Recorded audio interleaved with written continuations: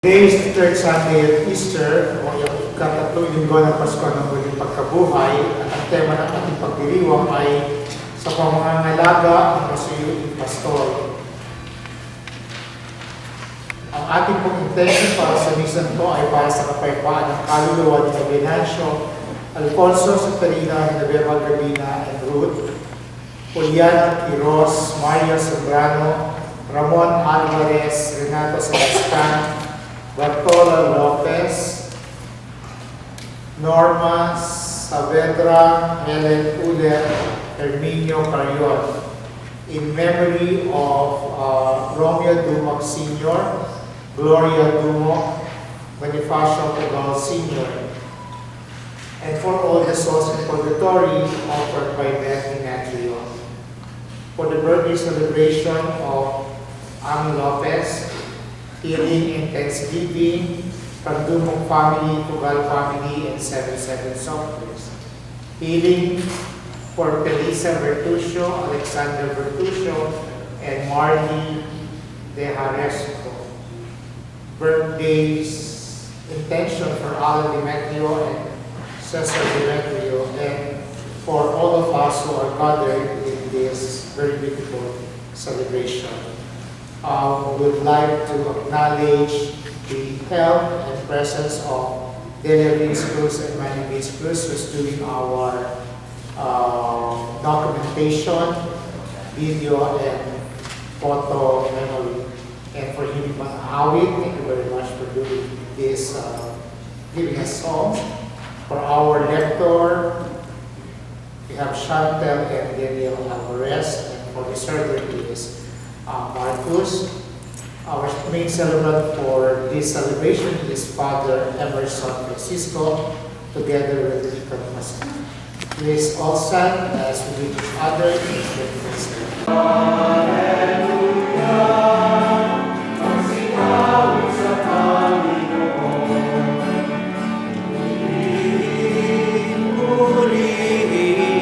ang kanyang pangalan.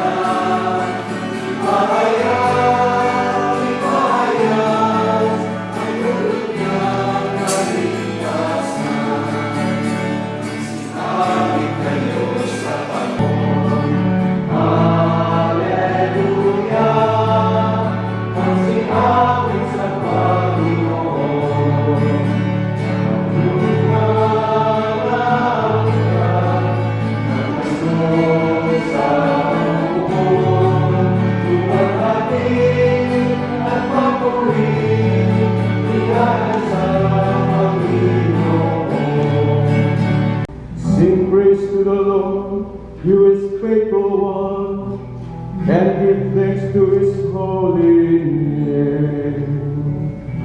For His anger lasts but a moment, a lifetime is goodwill. At nightfall we begin to sing, but with God rejoicing. I will praise you, Lord, for you have rescued me. Hear, O Lord, and have pity on me. O Lord, be my helper. You changed my mourning into dancing. O Lord, my God, forever will I give you thanks.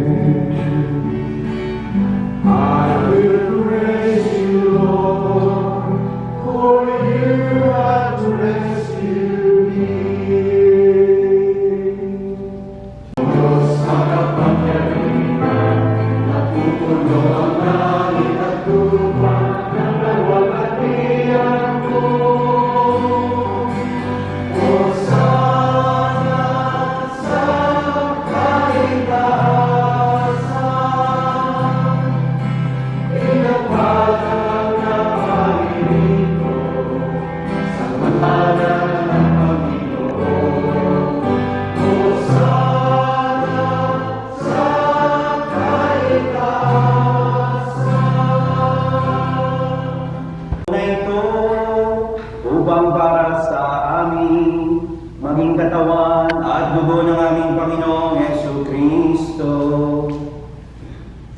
Bago niya pinagtiis ang pusang loob na maging handog, hinawakan niya ang tinapay, pinasalamatan kaniya, pinaghati-hati niya yun, iniabot sa kanyang mga alagad at sinabi, tanggapin ninyong lahat ito at kanin, ito ang aking katawan na ihahandog para sa inyo.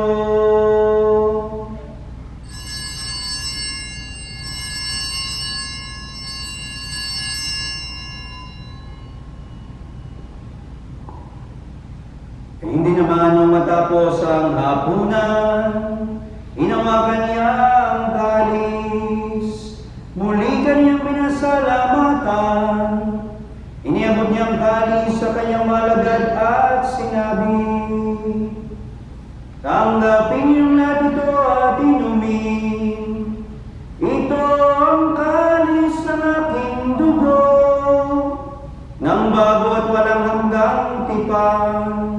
Ang aking dugo na ibubuhos para sa inyo at para sa lahat sa ikapagpapatawad ng mga kasalanan.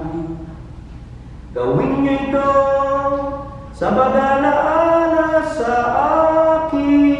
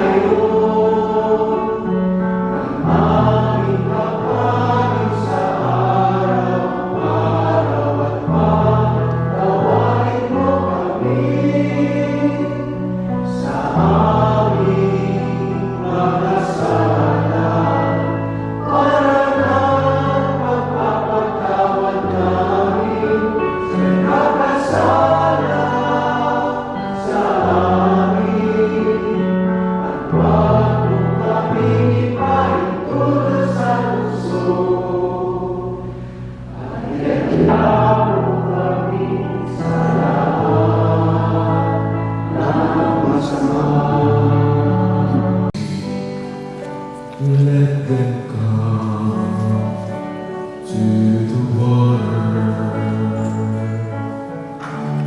And let all who have nothing, let them come to the Lord. Without money, without strife, why should you spend your life except for the Lord?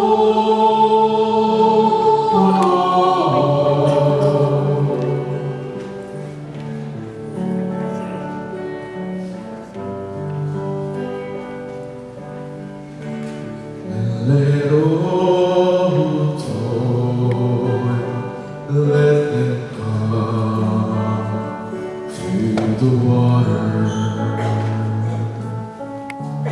And let all who are weary, let them come to the Lord. All who labor without rest,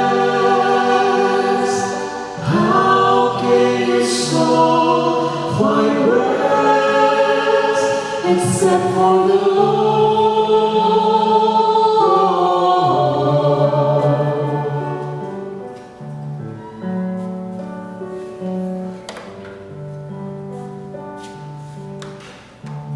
And let all the poor, let them come to the water. Bring the ones who are laden, bring them all to the Lord. Bring the children without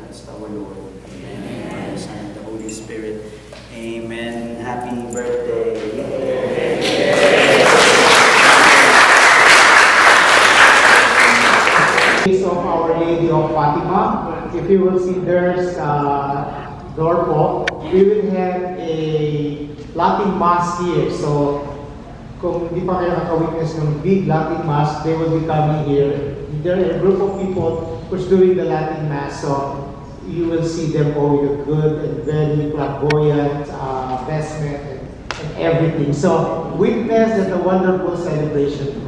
Okay? So, we have a celebration downstairs, and there's one more talk by MFC later po. So, thank you very much sa lahat ng support at tulong ninyo. Makikita-kita po muli tayo sa huli niyo. Thank you.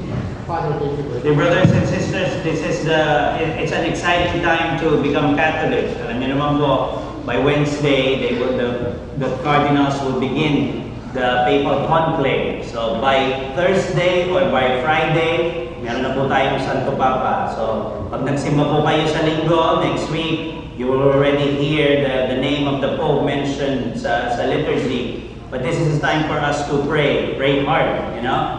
Hindi po natin kailangan mga panya kung sino susunod na Santo Papa. Dahil that's up to the Holy Spirit, okay? And to the cardinals, okay? Ang kailangan po natin ay magdasal mabuti at mag-abang. Okay? They already gave the time, the schedule actually. So by Wednesday, ito po ay Eastern time. Okay? Eastern time ito. Wednesday, 1:30 p.m. Eastern time, yung unang smoke. For sure, wala pa pong Santo Papa noon kasi unang ballot pala, first ballot. And then for Thursday and Friday and probably succeeding days, kung wala silang maboto by Thursday, and then Friday and Saturday, and it would go on. The times, around these times, ang ballots po, or yung burning ng ballots would be 4:30 a.m., 6 a.m., 11:30 a.m., and 1:30 p.m. Okay? Kapag lumabas po ang usok, beyond doon sa mga oras na iyon, may Santo Papa na. Kasi yun po ang nakaschedule. Kapag lumabas ang usok, ahead of those, may bagong Santo Papa. Dahil yun po ang mga nakaschedule. Okay? So maririnig po natin yung famous words, Habemus Papam. But the most important thing there is kung ano ang sasabihin ng bagong Santo Papa and the first papal blessing. Okay? So yun po ang ating aabangan. At patuloy natin ipagdasal. Kaya po yung narinig nyo sa Prayers of the Faithful, ito po ay na-print na buhay pa ang Santo Papa. Si Pope Francis. Kaya po pinagdadasal ang Santo Papa na ang tunog ay buhay pa ang Santo Papa. So hindi na po nila kayang ibalik. So, and we know that God is not bound by time. So we're already praying for the next Pope. Sige po. Sumayin niyo ang Panginoon. Pagpalain kayong lahat ng mga pangyarihang Diyos, Ama, Anak, at Espiritu Santo. Amen. Our Mass 7, let us go in peace, love, and serve the Lord. Thanks be to God.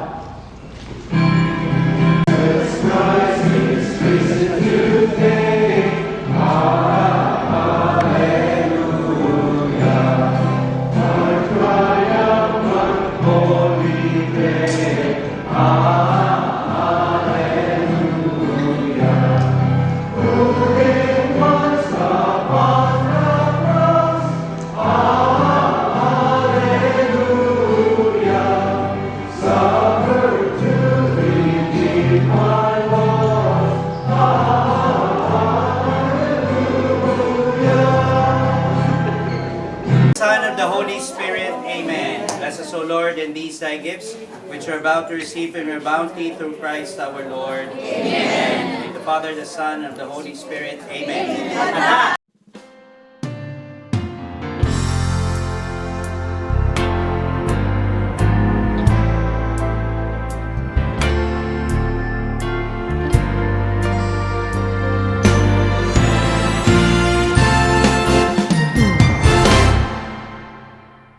What did you think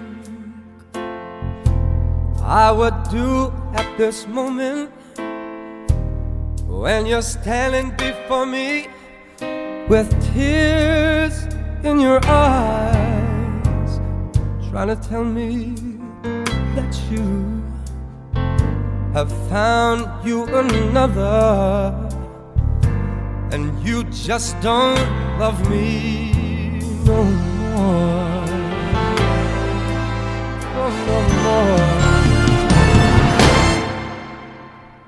What did you think I would say at this moment, when I'm faced with the knowledge that you just don't love me?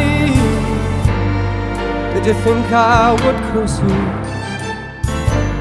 or say things to hurt you? 'Cause you just don't love me no more.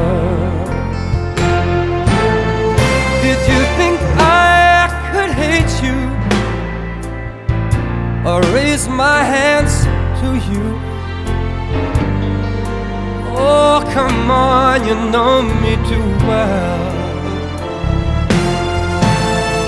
And how could I hurt you? Darling, I love you, and you know I would never hurt you. No, no, no. What did you think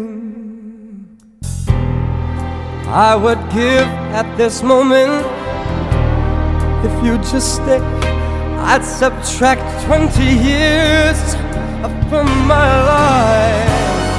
I'd fall down on my knees. I'd kiss the ground that you walk on. If I could just hold you again.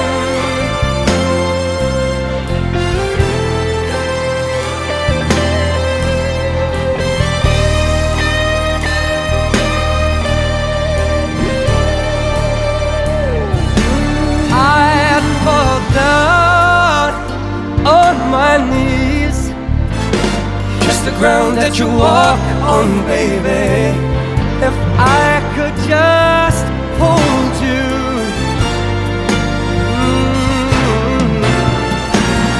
if I could just hold you, I would fall down on